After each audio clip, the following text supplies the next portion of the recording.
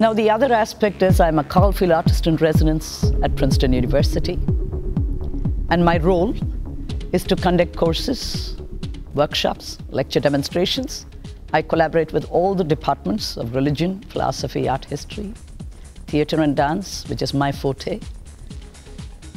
And there again, I have these courses not necessarily for students of performing arts. These are students coming from departments like biomedical sciences, international politics, very different from performing arts. But I have to tell you that major students in my class, over 60%, are students who come from other departments. Why? Because today we live in a global village. We need to understand some of the emerging markets. And certainly India is there for the emerging markets. And my role is also to take these students for a study tour to India, to show them really the art and culture. And this year I'm planning to take them to my village, Umayalpuram, in Tamil Nadu.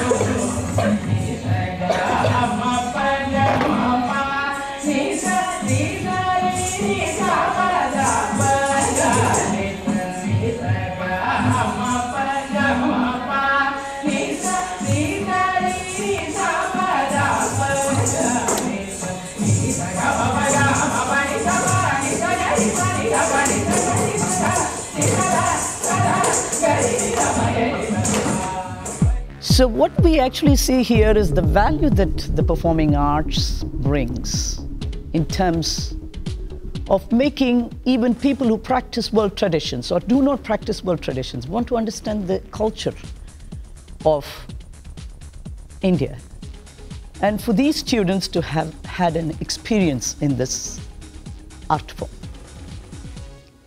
I also work with McCarter, one of the most prestigious theaters in Princeton. And I went in as a movement consultant, choreographing the pieces for the actors and actresses. 2 shows, one was the Arabian Nights touring production. We had 66 production in New Jersey.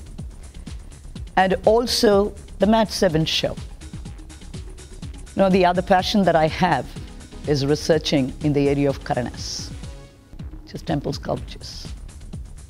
A lot of people use the word Karanas, but to go into definite terms of what a Karana means.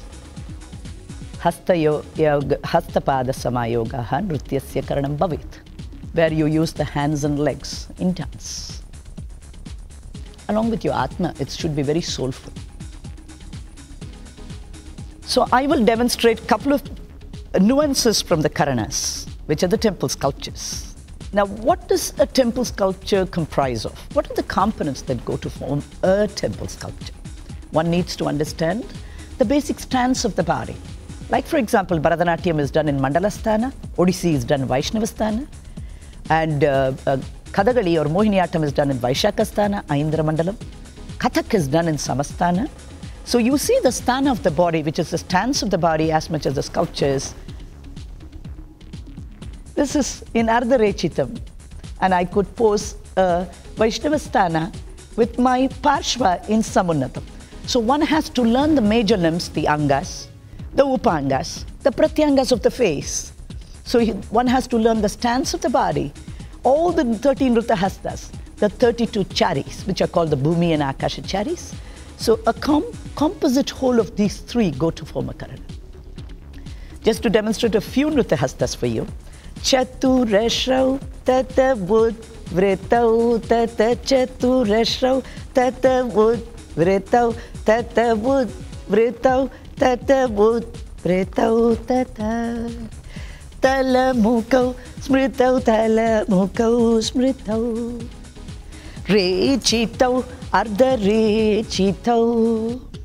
So one needs to have an expertise on learning the 13 Nritta-hastas, the 32 charis, and the 9 sthanas. To master it, it takes a lifetime. Remember, we are trying to imitate the sculptures. The sculptures are nothing but Goddess herself, personified in the form of a stone.